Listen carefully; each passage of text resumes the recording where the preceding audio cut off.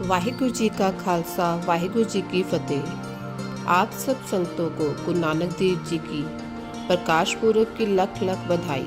आज हम गुरु नानक देव जी की जन्म साखी के बारे में जानेंगे। गुरु नानक देव जी का जन्म पश्चिम पाकिस्तान के पंजाब प्रांत के तलवंडी गांव में हुआ, जहां अब गुरुद्वारा ननकाना साहिब स्थित है। उनके पिताजी का नाम मेहता कल्याण दास जी, माता जी का नाम तृप्ता जी और बड़ी बहन का नाम नानकी जी था। बचपन से ही बहन नानकी को उनमें ईश्वरीय आभा नजर आती थी। उस समय भारत का अधिकांश भाग अकर्मण्य कार्यों के अत्याचार शासन के अधीन था।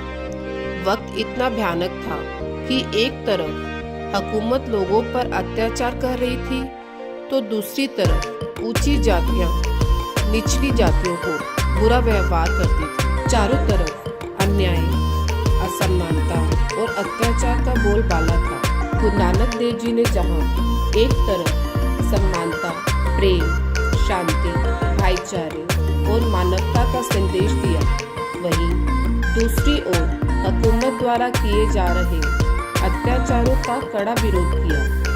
मशहूर उर्दू लेखक अल्लामा इकबाल अपनी एक नज़म में उस समय के हालात और गुरु नानक देव जी के योगदान का वर्णन इस प्रकार करते थे। फिर उठी आखिर सदा तौहीद की पंजाब से, हिंदू को एक मर्दे कामिल ने जगाया ख्वाब से। गुरु नानक देव जी का संदेश हिंदू, मुस्लिम और चारों वर्णों और जातियों में दूरियां कम करने में बहुत कारगर सिद्ध हुआ। इसके अतिरिक्त उन्होंने महिलाओं के सम्मान, दूसरों की सेवा, ईमानदारी और प्रकृति और पर्यावरण के संरक्षण में संदेश भी दिया। इन विचारों में समय से बहुत आगे की सोच थी।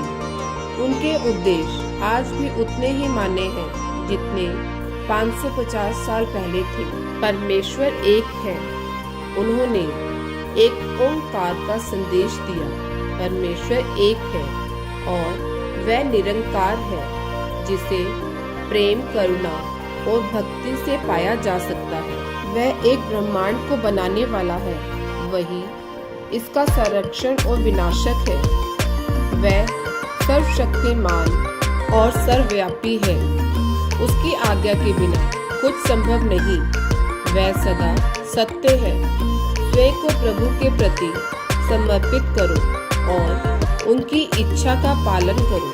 गुरु नानक देव जी का मानना था कि मानव जीवन का मूल उद्देश्य सत्य असत्य को समझकर मोक्ष की प्राप्ति है। इसके लिए उन्होंने कहा, नाम जपो, सदा प्रभु का सिमरन करो, किरत करो, ऐसा रोजगार करें जिसमें धोखा या बेईमानी ना हो, वंड छको, अपनी नेक कमाई जरूरतमंदों लोगों में बांटें। सब कुछ ईश्वर के हुक्म से ही होता है। मनुष्य को उसे समझना और खुशी से स्वीकार करना चाहिए। तेरा पाना मीठा लागे। उस समय महिलाओं को पुरुषों के बराबर दर्जा नहीं दिया जाता था। गुरु नानक देव जी ने महिलाओं के सम्मान पर जोर दिया। समाज में उनकी महत्वपूर्ण पहचान के लिए आवाज उठाई। उन्होंने कहा कि महिलाओं के बिना पृथ्वी पर कोई सृष्टि संभव ही नहीं। सो क्यों मंदा आखिए जित जन्मे राजा।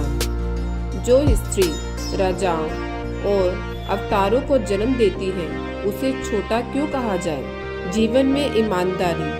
उन्होंने ईमानदारी से जीवन जीने पर भी जोर देते हुए कहा, हक पराई नानका, उस सुअर उस गाय।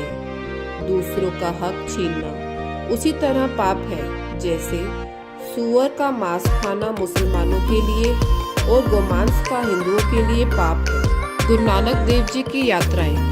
गुरु नानक देव जी की यात्राओं को उदासियां कहा जाता है।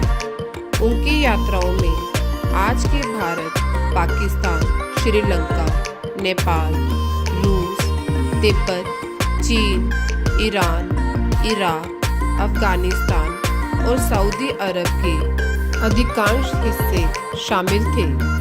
उनकी यात्राओं के दौरान गुरु नानक देव जी ने योगियों, सिद्धों, सन्यासियों, पंडित काजी और मुल्ला से वार्तालाप की। उन्होंने ईश्वर और प्रकृति के वास्तविक ज्ञान को जानने और मानने का संदेश दिया।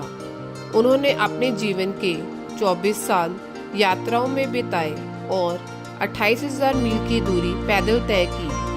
गुरु नानक देव जी की यात्राओं से जुड़ी वास्तविक कहानियाँ साखियाँ के नाम से जानी जाती है। अगर आप सब ਨੂੰ ਇਹ ਉਪਰਾਲਾ ਚੰਗਾ ਲੱਗੇ ਤਾਂ ਇਸ ਵੀਡੀਓ ਨੂੰ ਲਾਈਕ ਕਰੋ, ਸ਼ੇਅਰ ਕਰੋ ਅਤੇ ਸਬਸਕ੍ਰਾਈਬ ਕਰੋ ਤਾਂ ਕਿ ਸਾਡਾ ਇਹ ਉਪਰਾਲਾ ਸਾਰੇ ਭੈਣ ਭਰਾਵਾਂ ਤੱਕ ਪਹੁੰਚ ਸਕੇ। ਵਾਹਿਗੁਰੂ ਜੀ ਕਾ ਖਾਲਸਾ, ਵਾਹਿਗੁਰੂ ਜੀ ਕੀ ਫਤਿਹ।